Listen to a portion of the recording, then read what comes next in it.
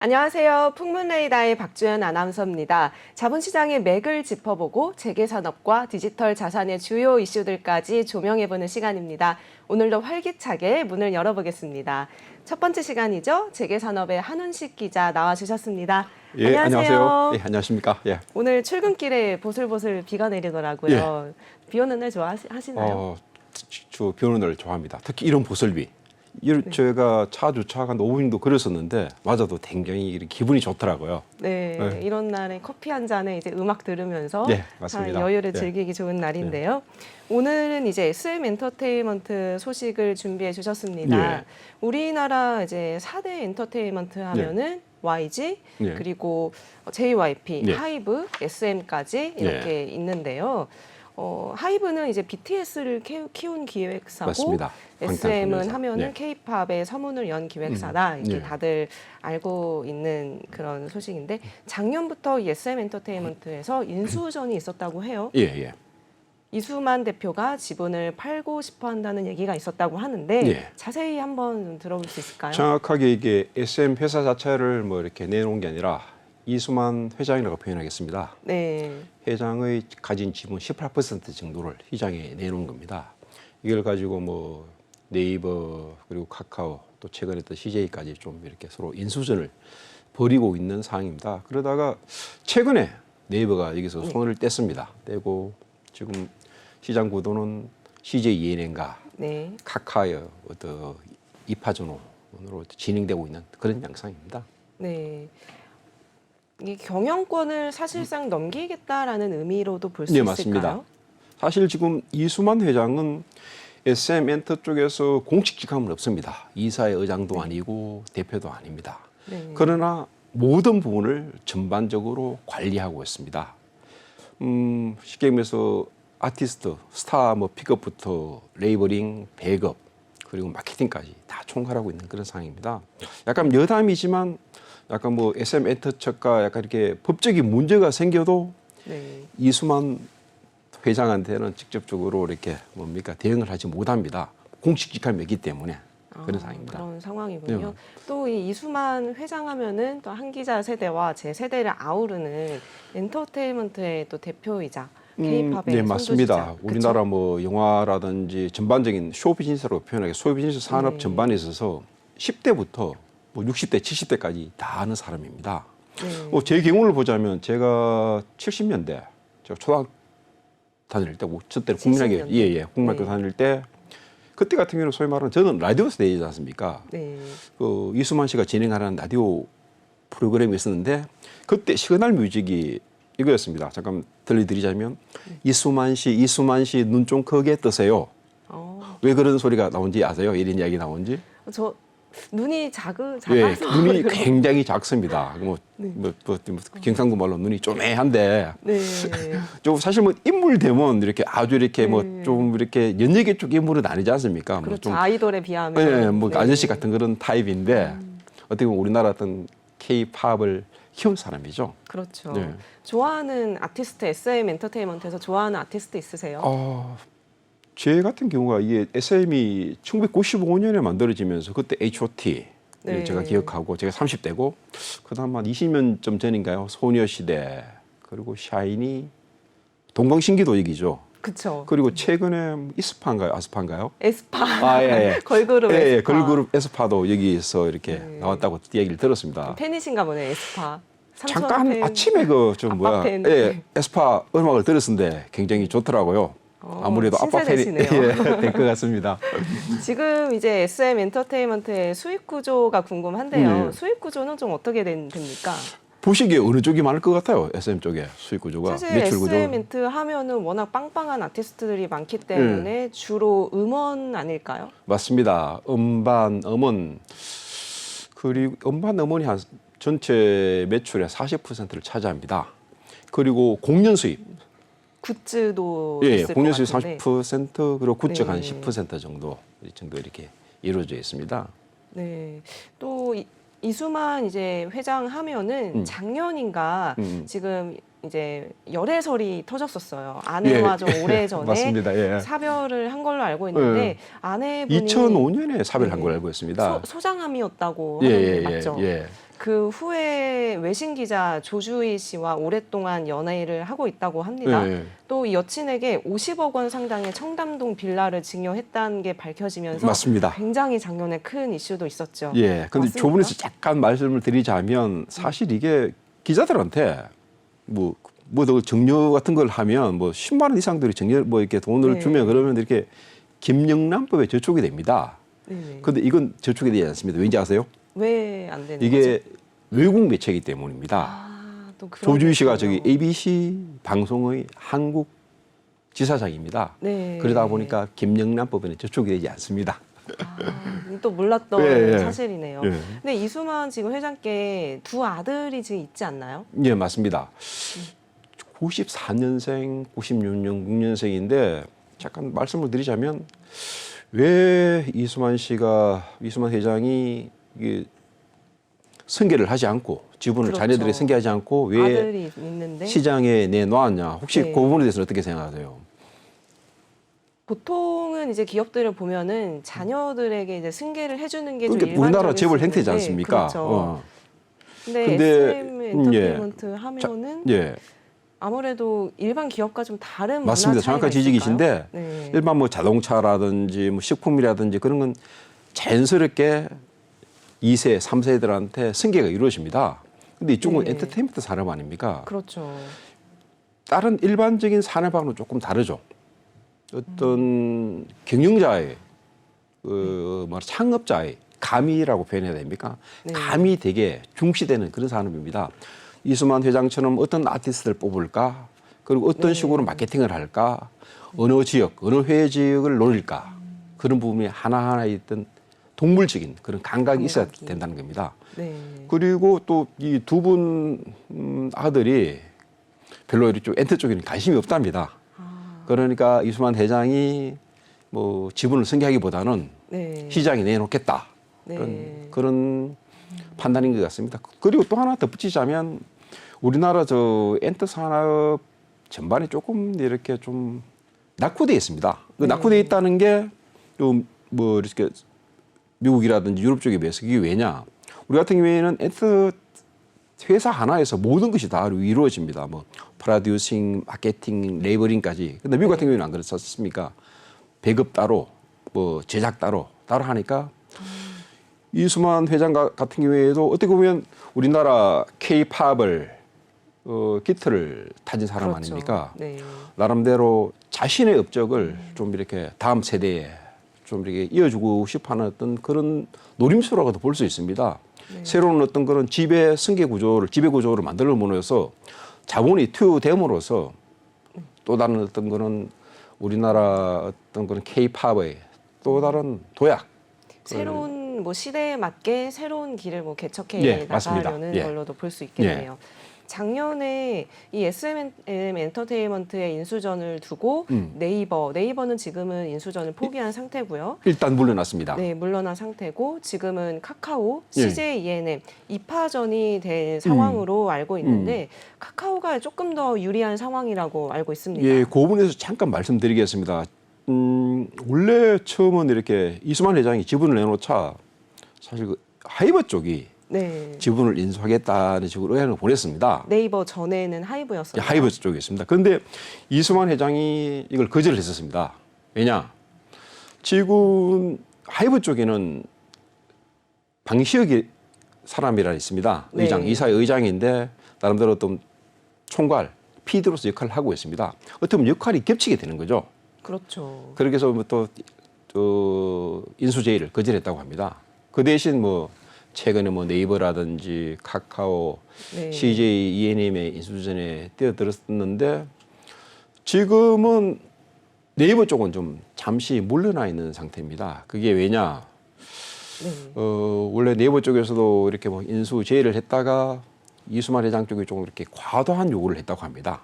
네이버 쪽에서는 받아들이기 그런 부분. 어떤 조건이었을까요? 그게 뭐 아직 겉으로 드러나지 않았는데 쉽게 얘기해서 SM이 피인수 되더라도 이수만 회장 자신이 좀 막후에서 경영권을 행사하겠다는 게 이수만 회장의 어떤 그런 견해였습니다. 한 발 물러서지만 네. 경영권은 뒤에서 이제 행사하면서 뭐 그리고 연봉을 자신은 어떻게 보면 우리나라 어떤 달라는 케이팝의 건가요? 역사를 일구었지 않습니까? 네. 그러다 보니까 그 부분에 대한 어떤 미련이라고 해야 될지 뭐 애착이라고 해야 될지 그런 부분이 있었답니다. 사실 지금 뭐 CJ 쪽한테 요구한 것도 부회장 직급을 달라. 그리고 연봉 100억을 달라. 좀 그런 식으로 까다로울 좀 수 요구를 있는 한 걸로 조건이네요. 알고 있습니다. 네. 그리고 카카오 쪽한테도 쉽게 해서 지분을 매각하더라도 신설되는 법인이 또 신설되면 거기 지분을 좀 뭐 투여를 하겠다. 그런 식으로 의사를 타진한 걸로 좀 알고 있습니다. 욕심이 많을 수 근데 있는 뭐 욕심보다는 상황인데. 네. 하나의 어떤 그런 아까도 뭐 지적해 드렸지만 우리나라 어떤 케이팝을 역사를 읽었지 않습니까? 네. 그런 부분에 대한 뭐 욕심이라면 욕심이고 미련이라면 미련인데 그런 부분이 있나 봅니다. 네. 근데 카카오 하면은 지금도 좀 이렇게 벌이고 있는 사업이 많은 상황인데 예, 예. CJ E&M 하면은 엔터 쪽으로는 아직은 좀 문외한이라는 상황이지 않을까 그 싶습니다. 부분을 잠깐 말씀드리겠습니다. 사실 뭐 CJ 같은 경우에는 미디어 기업이지 않습니까? 네. 영화 제작, 배급부터 케이블 TV까지 전반을 아우르고 있습니다. 아우르고 있는데 아직은 부족한 게 케이팝 스타가 부족합니다. 그렇죠. 결정적인 그렇기 때문에 게. 케이팝 스타의 어떤 산실인 SM을 노리고 있습니다. 만약 SM을 인수를 하게 되면 CJ E&M이 갖고 있는 여러 가지 뭐 어떤 그런 방송, 영화, 케이블 방송이죠. 영화라든지 네. 여러 가지 어떤 시너지 효과가 날 것으로 판단됩니다. 네. 카카오도 마찬가지입니다. 지금 카카오 같은 경우에는 뭐 모바일 업계 쪽에서 어떤 또 네이버하고 어떤 그런 경쟁 관계지 않습니까? 네. 네이버의 어떤 그런 대적할 수 있는 그런 구도를 좀 만들려고 하는 거죠. 카카오 같은 좀 경우에는. 쉽지 않겠네요. 이게 인수전이 계속 이렇게 길어지면서 더 제가 길어질 수밖에 없는 보기에는 상황이겠네요. 인수전이 굉장히 뭐 올해 안으로는 뭐 좀 이렇게 결판 나기가 좀 어려울 것으로 판단됩니다. 서로의 노림수가 다르고 또 네.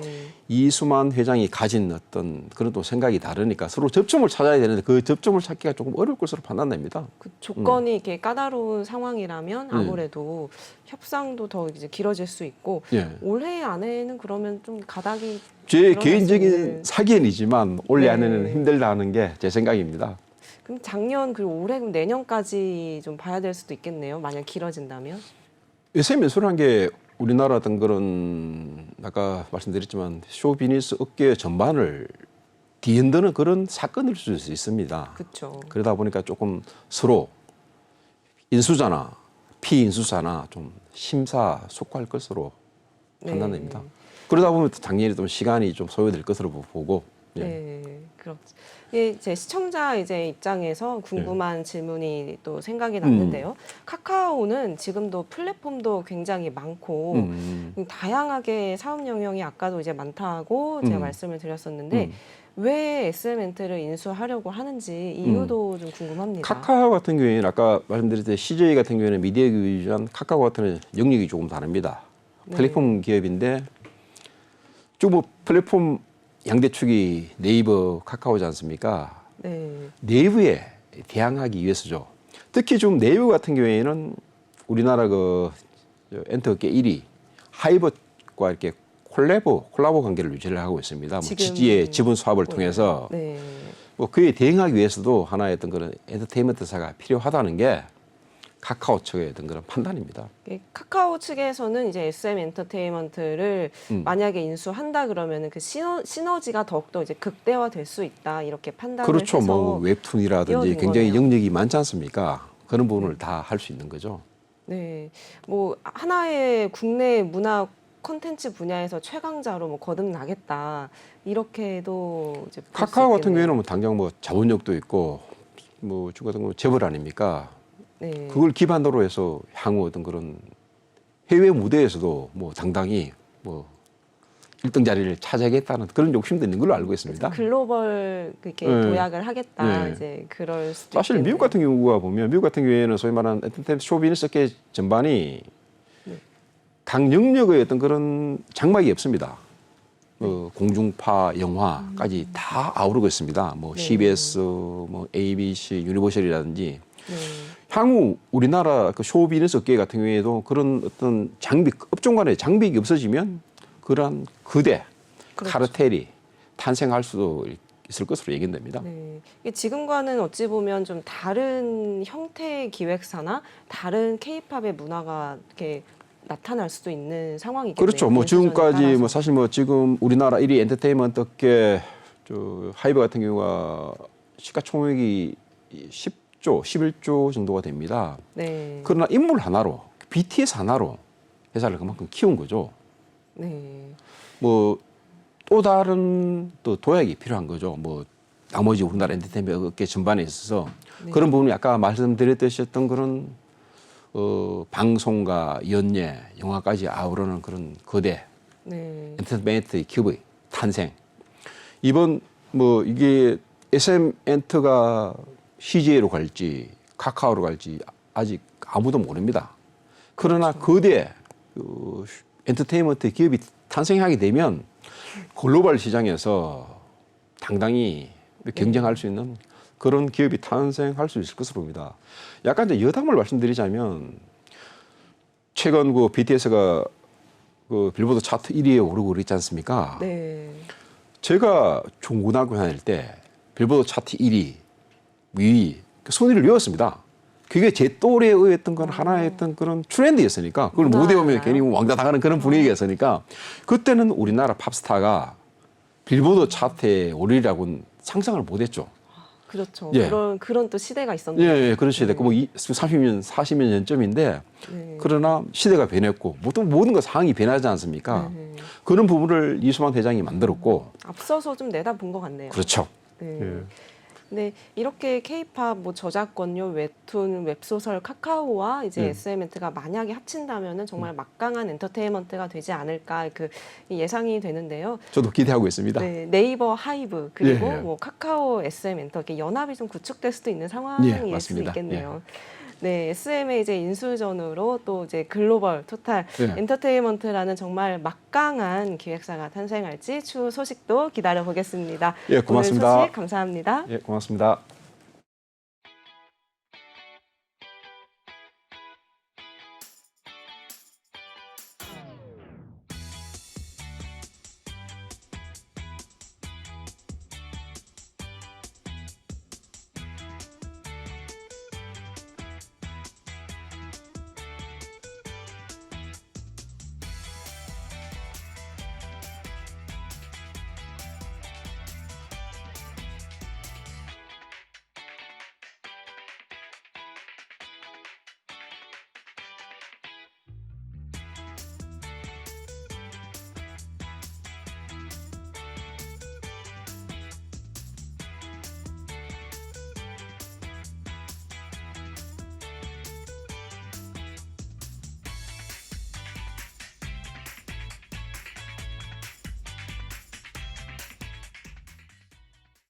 두 번째 자본시장 시간입니다. 김필주 자문위원과 함께 보시겠습니다. 안녕하세요. 네, 안녕하세요. 오늘 EV 첨단 소재 회사에 대해서 준비를 해주셨는데 이 회사가 쌍방울이 2대 주주로 있다라고 이제 알고는 있습니다. 그러니까 우선 이 EV 첨단 소재가 어떤 회사인지 좀 소개 좀 부탁드릴게요. 예, EV 첨단 소자는 연성 회로기판, 즉 FPCB를 제조하고 판매하는 회사인데요. 2004년에 설립이 되고 2010년에 이 코스닥 시장에 상장이 되었습니다. 이 주력 시장은 휴대폰이나 태블릿, 이런 스마트 기기에 들어가는 회로기판 시장이 주력 시장이고요. LG 계열사를 안정적인 고객사를 두면서 지속적인 거래처 다변화를 노력하면서 현재는 삼성전기 등의 신규 안정적인 거래처를 확보하고 있습니다. 네, 사명이 EV 첨단 소재 이전에 또 다른 사명이었던 것 같은데 네. 한번 바뀌지 않았었나요? 아, 예, 맞습니다. 그 작년에 사명을 액트에서 EV 첨단 소재로 변경을 하였습니다. 이 기판 사업에 이어서 신규 사업들을 현재 진행 중인데 뭐 전기차 사업뿐만 아니라 투명 디스플레이 사업 등을 지금 시장에 진출하면서 이 센서 제품도 개발하고 다양하게 이 회로 기판 사업 영역을 넘어선 새로운 신성장 동력 사업을 진행을 하고 있습니다. 네, 사명을 이렇게 바꾸면서 새로운 사업도 개척해 나가고 있는 상황 같은데요. 네. 작년에 이제 매출을 살펴보면은 작년 매출이 대폭 개선되면서 영업이익 역시도 흑자 전환을 했다고 합니다. 어떤 이슈가 있었을까요? 예, 20년에는 매출 458억 원, 그리고 영업 손실은 43억 원이었는데 이 작년에는 매출이 635억 원, 그리고 영업이익은 약 23억 원으로 흑자 전환에 성공을 했습니다. 이 실적이 대폭 개선된 이유로는 이 신규 거래처 수주가 많아졌고 이를 통해서 매출과 영업이익이 대폭 늘었는데요. 이 베트남 법인 생산 활동 증가에 따라서 이 원가 절감 효과도 보이면서 수익성을 개선하는 데 도움을 줬다고 합니다. 주력 고객사인 이 LG전자의 전장사업본부의 2020년, 2021년 수주 규모가 약 20조 원으로 추정되는 등 이 전방 산업의 수주 규모가 크게 증가하고 있어서 향후에 또 매출이나 영업이익이 계속 증가할 것으로 보이고요. 그리고 2021년부터 이 새로 시작한 이 투명 디스플레이 사업에서 현재 연구 개발 중인 다양한 센서 제품까지 이 신성장 동력 제품들이 이 미래 시장을 개척할 것으로 현재 기대되고 있는 상황입니다. 네, 아까 전기차 부분 살짝 얘기를 해주셨는데 네. 전기차의 좀 핵심인 어떤 배터리 부분에 네. 대해서 투자를 진행하고 있는 건가요? 예, 맞습니다. 대만의 프롤로지움이라는 회사에 직접 투자를 했습니다. 아, 그렇군. 이에 따라서 현금 흐름 역시도 좀 좋아지고 있는 상황이다 이렇게 알고 있는데 맞습니까? 예, 영업 활동 현금 흐름도 현재 상당히 좋습니다. 2019년 정에서 2020년 부의 흐름을 나타냈었는데 2021년 3분기 말에 20억 원의 영업이익 실현을 통해서 정의 현금 흐름을 창출했고요. 또한 지속적인 연구 개발을 계속하면서 투자 활동 지출도 상당히 늘어나고 있습니다. 그래서 향후 신사업에서의 성장이 상당히 기대되고 있는 상황입니다. 다각화의 어떤 전략으로 인해서 좀 이게 새롭게 성장하고 있는 상황인 것 같은데요. 지금 또 호재가 기대되고 있습니다. 신성장 사업으로 진행 중인 디스플레이 사업 이 부분도 궁금한데 이 부분의 내용도 한번 설명 좀 부탁드릴게요. 예, 그 투명 디스플레이는 이제 빛을 투과하는 성질을 지닌 이 패널에다가 다양한 정보를 디스플레이에서 마치 투명한 유리에 정보를 디스플레이한 것처럼 보이게 하는 제품인데요. 이 차세대 디스플레이로 주목을 받고 있습니다. 보시는 것처럼 투명하게 보이는 거지만 자세히 보면 여기 디스플레이가 설치되어 있는 겁니다. 이 회사는 이 FPCB 기술을 기반으로 해서 이 투명 디스플레이를 개발했고 디지털 사이니지 시장에 진출해서 액트비전이라는 브랜드로 현재 판매를 하고 있습니다. 그리고 신성장 동력 사업으로도 이 센서도 함께 개발해서 시장에 진출을 했는데요. 지자기 센서나 자기 센서 등을 개발해서 현재 미래 산업을 준비하고 있습니다. 특히 투명 디스플레이는 차세대 디지털 사이니지에 사용되는 아주 유망한 제품이기 때문에 향후 큰 폭의 성장이 기대되고 있는 상황입니다. 네, 지금 설명을 들어보니까 좀 궁금한 부분이 생겼는데요. 네. 이 혹시 건물 외면에 5개 광고판 요즘에 좀 많이 네. 있잖아요. 강남에도 가도 그렇고 영화관에 가서도 많이 보이는데 네. 그런 부분도 이런 사이니지 디스플레이 부분의 한 부분인가요? 네, 충분히 실현 가능한 얘기고 이 부분을 지금 적극적으로 공략을 하고 있습니다. 앞으로도 좀 많은 발전이 좀 기대되는 상황이네요. 네. 이 부분이 이제 현재 그렇다면은 실제 매출로도 연결이 되고 있는 건가요? 예, 맞습니다. 이 회사가 개발한 투명 LED 필름을 부착형으로 시공하는 기술은 현재 특허로 등록이 되어 있습니다. 그래서 이 특허를 기반으로 일본과 국내 시장에 진출을 하고 있는데요. 일본의 경우에는 마츠카요, 파친코 자동문 등에 설치를 했고 국내에서는 정선 별빛공원, 영월 자동문, 미디어월 등에 설치한 실적을 보유하고 있습니다. 특히 정선 별빛공원에 설치된 투명 디스플레이가 보시는 것처럼 여기 나와 있는데요. 이 정선군의 발주를 받아서 설치한 제품인데 높이가 1.4m 그리고 길이가 40m의 대형 미디어 월 구조로 되어 있어서 이 정선에서 상당히 볼거리를 풍부하게 제공하고 있는 상황입니다. 네, 강원도 정선 하면 또 이제 아리랑으로 유명한데 이제 좀 전에 보인 그 대형 미디어 휠이 그 아리랑 내용이 좀 있었던 것 같습니다. 네, 맞습니까? 맞습니다. 예. 네, 여러모로 참 많이 활용할 수 있을 것 같아요. 네. 광고에도 사용할 수 있고, 네, 맞습니다. 네, 지역의 어떤 독자적인 그런 개성을 나타낼 때도 사용할 수 있고, 볼거리 역시도 많이 이제 이용할 수 있을 것 같은데요. 네. 이 회사에 그렇다면 회사가 속하는 산업의 앞으로의 전망 흐름이 어떨지 네. 전망 부분도 궁금합니다. 예, 그 연성회로 기판은 현재 EV 첨단 소재가 개발하는 거는 이제 우수하고 또 가볍고 또 열에 강해서 현재 네. 스마트폰이나 이 태블릿 PC 등에서 스마트 기기에 널리 이용되고 있는데요. 이 부품 배치 시의 전선 연결이나 접점 간의 구성보다 이 초기 비용이 조금 높지만 일정 물량 이상 발주를 하면 상당히 저렴해지고 높은 생산성을 유지할 수 있습니다. 그리고 플렉서블 디스플레이나 웨어러블 전자기기의 이 시장 확대가 예상되기 때문에 상당히 수요가 증가할 것으로 보이는데요. 이 시장 조사 기관에 따르면 이 국내 FPCB 시장은 2020년 이후 연평균 10%의 성장을 기록하면서 25년에는 10조 원의 시장 규모를 형성할 것으로 전망되고 있고요. 세계 FPCB 시장은 2020년 이후 연평균 8.95% 성장해서 2025년에는 309억 달러의 시장 규모를 형성할 것으로 전망되고 있습니다. 그 외에도 세계 투명 디스플레이 시장 규모는 연평균 45%씩 성장해서 2025년이면 100만 달러의 이 시장 규모를 나타낼 것으로 전망되고 있으면서 상당히 이 시장이 큰 상황으로 판단되고 있습니다. 네, 전망 흐름이 굉장히 좀 큰 호재고 많이 발전할 수 있을 거라는 생각도 들고 그만큼 또 수요도 많이 있을 것 네, 같아요. 맞습니다. 지금 네. 이 기술 살펴보자면 네. 또 여기에 더해서 지금 지속적인 연구 개발을 통해 경쟁력도 강화하고 있다고 합니다. 네, 그 회사는 기업 부설 연구소를 전담으로 만들었습니다. 그래서 2004년에 설립해서 이 고부가 가치의 FPCB 그리고 투명 디스플레이, 지자기 센서 등을 신규 제품 개발을 하고 있는데요. 이 부서는 자동차 배터리용 FPCB 제조 공법을 개발해서 원가 절감으로 이 수익성에 기여를 했고요. 투명 디스플레이 제품과 지자기 센서 개발 등을 하고 있어서 신사업 확장에도 상당히 기여를 할 것으로 기대되고 있습니다.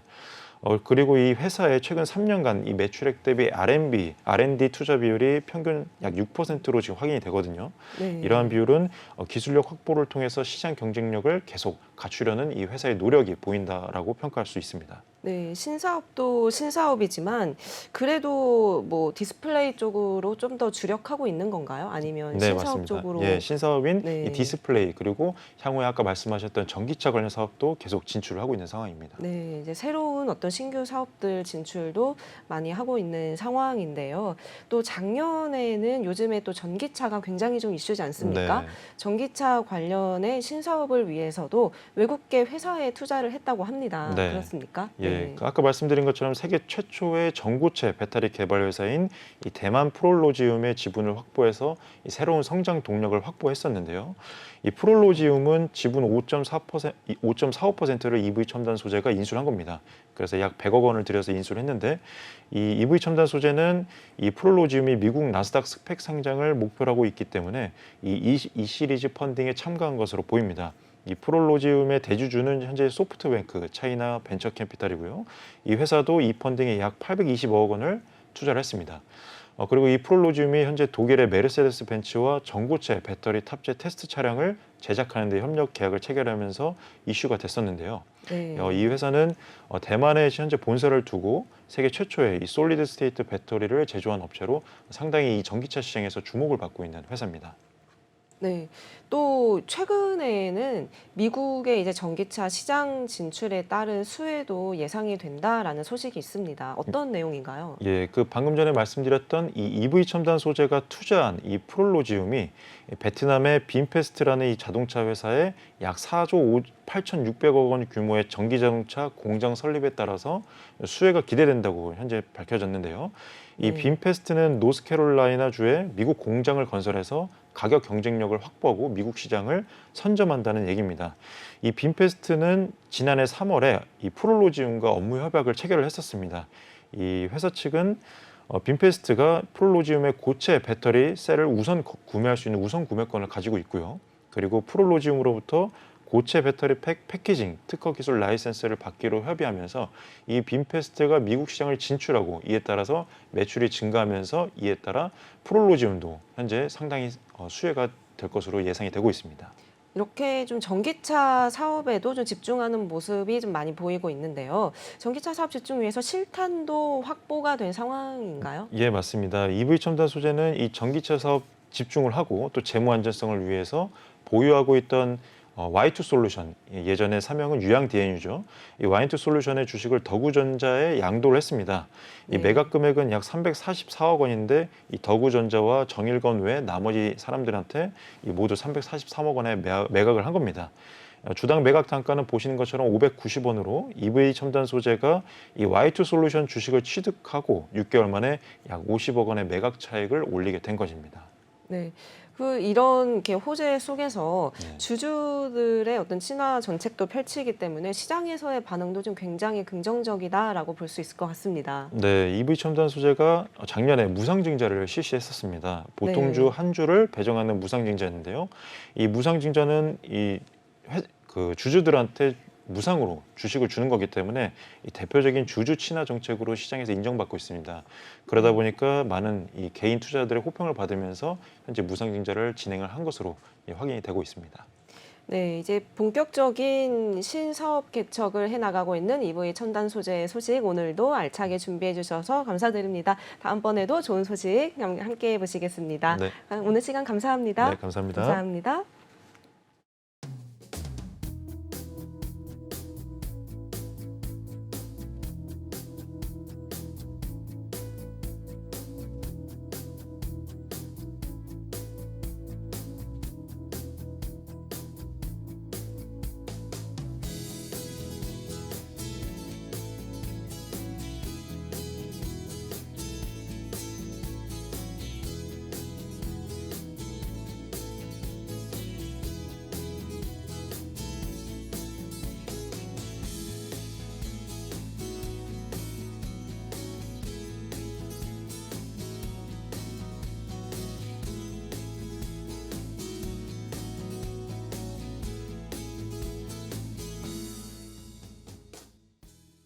세 번째 시간 디지털 자산 시간입니다. 김형석 자문위원과 함께 보시겠습니다. 안녕하세요. 네, 안녕하세요. 안녕하세요. 네, 요즘에 NFT와 메타버스 등이 연일 이슈입니다. 이 가상자산에 대해서 전문가가 아닌 제 입장에서 들어도 익숙한 단어들이 가상자산 외 시장에서도 유행하고 있는 상황인데요. 네. 이런 어떤 시장의 흐름, 전문가 입장에서는 어떻게 보십니까? 요즘 들어서 이 NFT라든지 또 메타버스 이런 신기술들이 계속해서 늘어나고 있어요. 가상자산 시장 같은 경우에는 뭐 최초로 비트코인이나 이더리움 이런 코인들이 등장을 한 이후에 뭐 계속해서 코인도 많이 생겨났고 뭐 기술들도 많이 생겨났고 네. 그 해를 거듭할수록 특히 2017년 이후로 우리나라에서도 새로운 사업 분야들이 많이 생겼어요. 뭐 예를 들어서 디파이라든지 스테이킹이라든지. 근데 요즘 들어서는 이 화두가 NFT 그리고 메타버스 이쪽에 좀 많이 치중이 되고 있는데 사실 이 흐름 자체가 그렇게 건전하게만 보이지는 않습니다. 제 입장에서는. 흐름에선 어떤 부분에서 그렇게 생각을 하시죠? 우선은 이 NFT라든지 메타버스 이런 기술들이 원만하게 우리 삶 속에 녹아들 수 있는 그런 환경이 아직은 조성이 안 됐다라고 네. 생각을 하고 있어요. 그러면 네. 이 디지털 혁명 속에서 NFT와 이제 메타버스가 실제로 우리의 삶에 도움이 되느냐, 향상을 시켰는지에 대한 부분에 대해서는 좀 어떻게 생각을 하시나요? 이 NFT나 메타버스라는 것들이 출현을 하고 나서 이 엔터테인먼트적인 요소, 그리고 즐거움, 흥미, 그리고 어떤 뭐 회사의 홍보라든지 서비스 제공 이러한 면에 있어서는 충분히 도움이 됐다라고 생각을 하고 있습니다.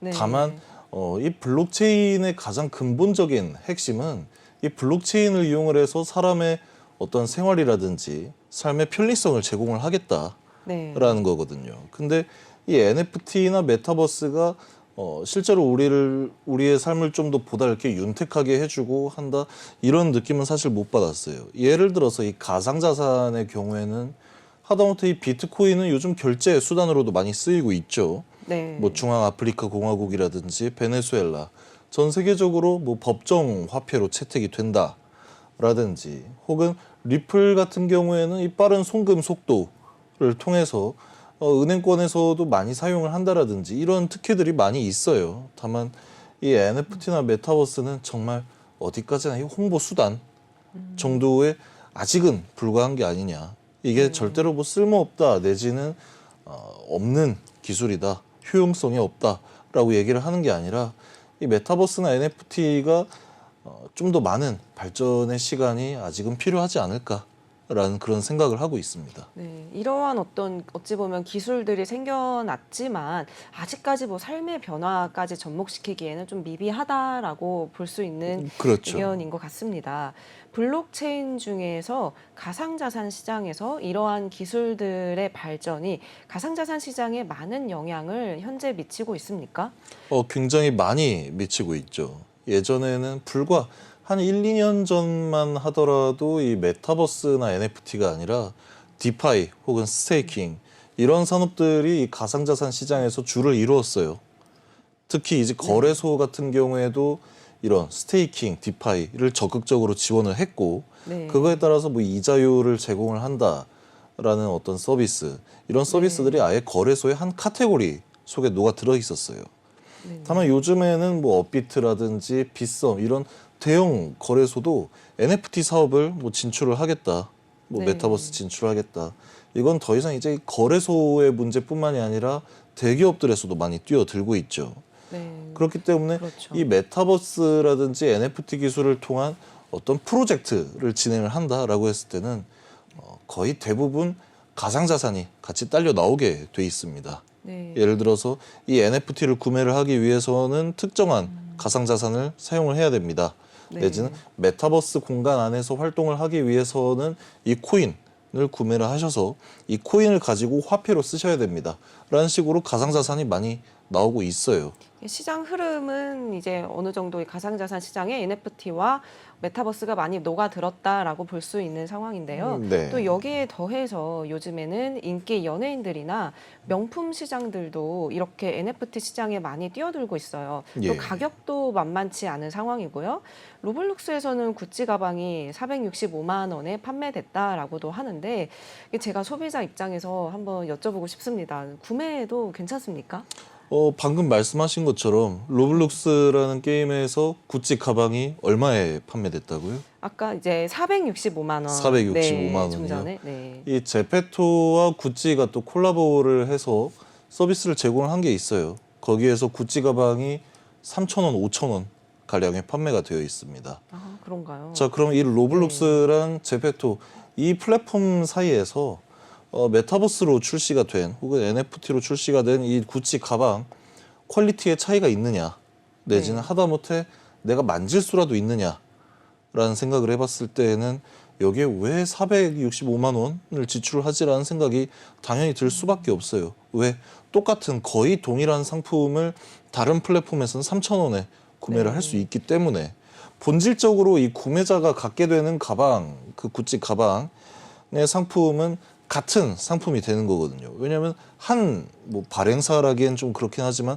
한 브랜드에서 나온 상품이기 때문에 근데 어디에서는 뭐 수백만 원을 호가하고 또 어디에서는 단순히 한 2, 3천 원, 5천 원 수준이 돼버린다라고 하면은 이 밸런스 자체가 무너지게 되는 겁니다. 그렇기 때문에 사실 잘 따져보지 않고 구매를 하는 것은 다소 위험성, 리스크가 동반을 하겠다라고 할 수가 있습니다. 이게 지금 온라인상에서 판매하는 메타버스 상품들은 이제 교환이나 판매는 사실 잘 안 되는 거죠. 교환. 거래량이 사실 네. 굉장히 저조하다라고 할 수가 있는 거죠. 왜냐하면 이 메타버스라든지 NFT 상품을 구매를 했을 때에는 투자자 입장에서는 나중에 이게 충분히 가격이 상승을 한 다음에 다시 팔고 싶다, 다시 매도를 하고 싶다라는 생각으로 구매를 한 경우가 사실 대부분일 거예요. 근데 구매를 하면 뭐 합니까? 매수 호가가 비어 있는데 네. 그렇기 때문에 좀 이러한 부분에서 많이 피해를 입는 경우도 있지 않을까. 왜냐하면 예를 들어서 뭐 한 0.8 이더리움의 어떤 NFT를 구매를 했다라는 경우가 뭐 보통 많이 일어나고 있어요. 네. 근데 0.8 이더리움에 구매를 한 NFT가 뭐 3 이더리움, 4 이더리움 이렇게 뛰어 올랐어요. 라고 했을 때 이건 단순히 그 찍고 내려온 아니면 가장 고점에 찍은 그 가격에 집중을 할 게 아니라 그래서 이 사람이 이걸 매도를 했을 때 얼마만큼의 수익성 혹은 얼마만큼의 어떤 자금이라도 건질 수 있을 것이냐라고 생각을 해봤을 때 네. 방금 제가 말씀드렸던 이 매수 호가가 비어 있다라는 부분을 항상 조심을 해야 됩니다. 왜냐하면 이러한 플랫폼의 유동성이 사실 풍성하게 공급이 되어 있기를 기대하기도 굉장히 어려운 부분이거든요. 한 신중히 이제 생각을 해봐야 될 것 같은데요. 굉장히 신중해야 됩니다. 네. 실제 이러한 기술들을 빌미로 스캠, 코인, 사기 행각들도 있지 않을까 생각이 듭니다. 그런 부분도 조심해야 될 것 같은데요. 네. 실제 이런 부분들도 많이 이루어지고 있나요? 일단은 이게 NFT라든지 메타버스이기 때문에 뭐 스캠이라든지 사기 행각이 많이 일어난다라고 하기에는 원래 이 가상자산 시장에 이 스캠들이 굉장히 많이 판을 치고 있습니다. 다만 여기에 NFT나 메타버스가 끼어서 좀 더 뭐 속히 말해서 해먹을 구조가 많이 생겼다라는 거죠. 실제로 굉장히 크게 홍보를 해놓고 방금 말씀드린 것처럼 뭐 매수 효과가 없어서 피해를 본다라든지 네. 아니면 실제로 구매를 했는데 어떤 플랫폼 상에 제대로 구현이 안 된다라든지 이런 경우도 상당히 많고요. 이 게임 회사라든지 플랫폼 회사에서 뭐 메타버스 출시했습니다라고 홍보를 했을 때 자세히 들어가 보면 굉장히 이 프레임 자체가 끊기는 경우도 상당히 많아요. 애초에 게임을 개발할 능력이 안 되는 회사였다라고 네. 평가를 할 수가 있는 겁니다. 네. 그런데 이 안에서 뭐 간단하게 예를 한번 들어보자고요. 요즘 게임 많이 하는 게임들이 있죠. 뭐 배틀그라운드라든지 오버워치 이런 게임들은 초기에 그 게임 구매 비용만 낸다라고 하면은 굉장히 이 우수한 그래픽의 게임을 무한정으로 즐길 수가 있어요. 네. 그런데 이런 뭐 플랫폼, 메타버스 플랫폼 상에 내가 또 계속해서 아이템을 구매를 해야 되고 얼마에 다시 되팔 수 있을지도 모르는 그런 아이템 네. 구매해가지고 게임을 막상 즐기려고 하다 보면 프레임이 뚝뚝 끊깁니다. 네. 아직까지는 좀 제도적인 부분도 좀 미흡한 부분이 있고 제도적인 부분도 네. 많이 미흡하고 기술적인 부분도 아니면 흥행성이라든지 네. 상품 기획 부분에 있어서도 많이 좀 미흡한 게 아닐까라고 네. 생각을 하고 있는 거죠. 이러한 기술들이 지금 궁극적으로는 이제 자산 시장에 계속해서 많이 결부되고 있는 상황입니다.